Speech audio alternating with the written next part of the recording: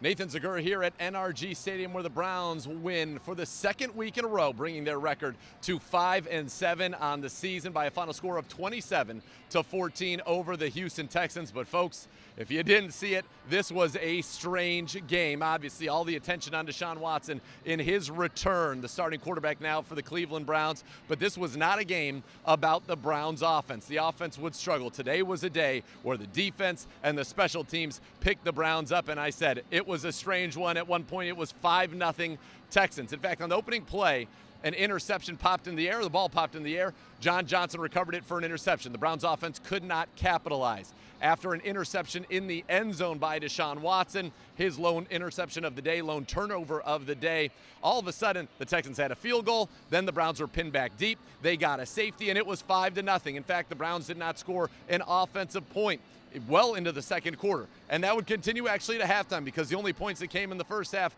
Donovan Peoples-Jones in the middle of the second quarter would go 76 yards on a punt return for a touchdown. Donovan Peoples-Jones' first punt return touchdown of his career. It was the first punt return for a score by a Brown since Travis Benjamin, week 2 of 2015. And boy, did the Browns need it. They were just stagnant on offense. There was rust on Watson. He threw a bunch of balls into the ground. He would finish 12 of 22 for 131 yards and the aforementioned interception, which came in the end zone where he had pressure up the middle, didn't see the safety Jalen Petrie, and unfortunately threw the ball right to him. But the Browns could not really sustain drives. They couldn't sustain anything, and yet they went to the half ahead 7-5 thanks to the special teams' big-time return touchdown from Deep EJ. And you said to yourself, this really couldn't have gone any worse. And the Browns have the lead. So now we got to come out in the second half and take care of business. But still, the offense had its struggles. So it was the defense and special teams that would pick them up once again. Following a Corey Bojorquez punt down to the 1-yard line,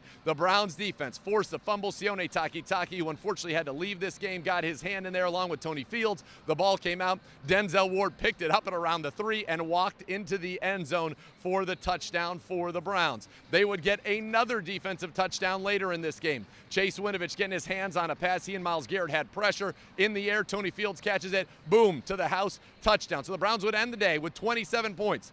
21 of them coming from the defense and special teams. Denzel Ward becoming the first Browns player ever to have 2 fumble recovery touchdowns in the same season. And so there it was. You got a couple of Cade York field goals. He hit some nice balls there. You had another special teams fumble that led to one of those field goals to make it 27. There was a late touchdown from the Texans that got them to 14. But for the most part, this was a defensive performance that the Browns have been looking for all year. They held the Texans to 1 of 12 on third down. There were takeaways. You had 2 interceptions in this game. You also had a forced fumble in this game and a fumble on special teams. So 4 takeaways for the defense and special teams, 21 points for the defense and special teams, lights out on third downs. So it was a strange one. The offense, there was rust. It's going to have to be better next week down in Cincinnati, but a win is a win. There are no bad wins. The Browns came to Houston to get one. They did.